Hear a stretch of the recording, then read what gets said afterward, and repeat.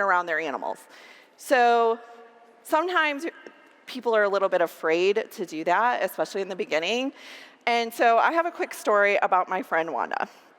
So Wanda has a house full of cats, and she was really afraid to use essential oils around her animals, even for herself, until she actually took one of my classes.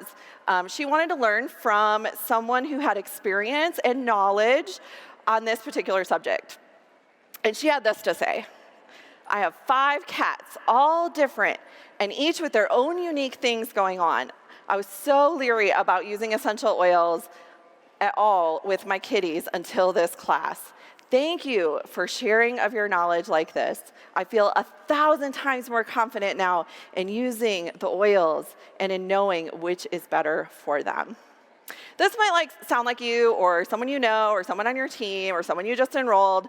And my goal today is to really help you become aware of the truth regarding different things said on the internet about essential oils and pets. So I wanted to know why people were still kind of freaked out and confused about using essential oils around animals. And so I did something crazy.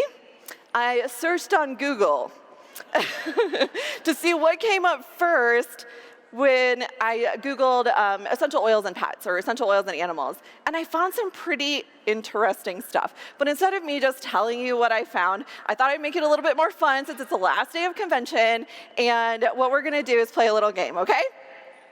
So what I'm going to do is I'm going to put up a statement on, if my slides work, I'm going to put up a statement that I found on Google, and you guys are going to yell, true or false, whichever one you think it is. It's okay if you're wrong. And then we'll see if you're right, okay? How does that sound? Sound good? Okay, let's get started. Here's the first one.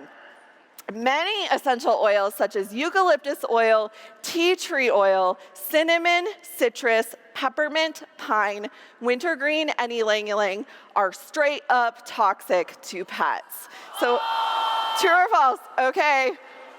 Wow, you guys must follow me on Facebook or something. So this is actually partially true. Oh, I know I tricked you. I totally tricked you on the first one. That's so rude. So what's false about this statement is that, or what's true about this statement is that there are a lot of different brands of essential oil out there, right? And like we learned from Laura Jacobs earlier today, not all essential oils are created equally. And so those brands of oils that are adulterated and things like that do have toxic or synthetic fillers in them that are toxic to pets, okay? So that's what's true about this statement. But I know everyone in here uses doTERRA, and it's different for us. So, but I do want you guys to keep in mind that doTERRA oils are very, very potent, and so it is important to dilute them so we don't overwhelm our pets with too much oil. And there are a few oils that you should stay away from, or at least be super careful with and dilute more, like tea tree and wintergreen, and use caution with some of our hot oils like cinnamon, clove, and cassia. What's not true on this statement, what's false that you guys were all right about, is that citrus oils, peppermint, ylang-ylang, pine oils, all of those are totally safe to use with pets if you're using doTERRA oils. Okay, so I know that one was a little tricky. I'm not going to trick you anymore, I promise. So let's go to the next one. When it comes to pets, applying oils topically can be irritating to the skin. Is that one true or false? That is absolutely true. This is why we dilute our oils when using them topically, especially with dogs and cats. And I actually have a dilution chart for you and a free safety guide, which I will post the link to at the very end of this presentation. If an animal does have a reaction to an oil, whether it's a skin irritation or a rash or anything like that, just dilute more. Dilute it more with some coconut oil, or use some common sense and maybe stop using it on that particular animal, you know. But to keep it super easy, doTERRA did something for us and created a touch line of rollers and some kids roller blends that you can totally use with your fur kids too. So that's awesome. Thank you, doTERRA.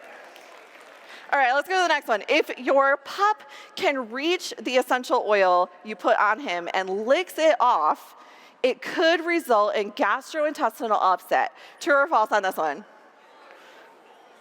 Ooh, we got a mixed bag here. I like it. Okay, this one's actually totally false. If you're using the correct essential oils, and again, we're using all doTERRA oils now at this point, right? And you're diluting it properly, that pup can actually benefit greatly from using that particular oil internally as well and actually stop gastrointestinal upset. I love it. It's so awesome. Again, we're not talking about oils with fillers and things in them. Okay, so let's go to the next one. Like oil and water, essential oils and cats really do not mix. Oh, you guys are so good. This one is totally false. We learned from Wanda earlier that you can absolutely use essential oils with cats, and cats can greatly benefit from the use of essential oils to actually improve their health. And I want to take a hot second here to tell you guys the Abode line is totally safe to use with animals, so God, put your mind at rest on that one. All right, when you diffuse essential oils, always make sure your pet can get away from your diffuser. True or false? Oh, you guys have been listening. I'm so proud. True, this one's absolutely true. So stick with 3 to 4 drops in your diffuser if you're diffusing like the new Abode blend, which does have tea tree oil in it, even though I just told you not to use that one and be careful with hot oils. You know, you might want to start with like 1 or 2 since it's a brand new oil and just see how your individual animal responds. Some are more sensitive than others, some are less sensitive than others. Most animals are 100% fine with this sort of thing. So make sure it's up in an area where your animal can't knock it over and drink the water or something like that out of your diffuser. And make sure that your room door is open so that they can get away if they're a little overwhelmed with that particular smell, okay? All right. I found this one on Google. The diffused oils are very dangerous as the oils are inhaled. Not only are these oil droplets dangerous themselves, but the inhalation of these oils can cause a foreign body pneumonia in cats. What do you think about this one? Oh, my slides quit working. Okay, come on, guys. Help me out here. Oh, there's so many things wrong with this statement, I can't even. It's so false. So the person who posted this was obviously a little bit confused. There's a delay on my clicker, guys. Okay, so what they're confused about is that essential oil, they obviously don't know that essential oils are volatile aromatic compounds, which means they are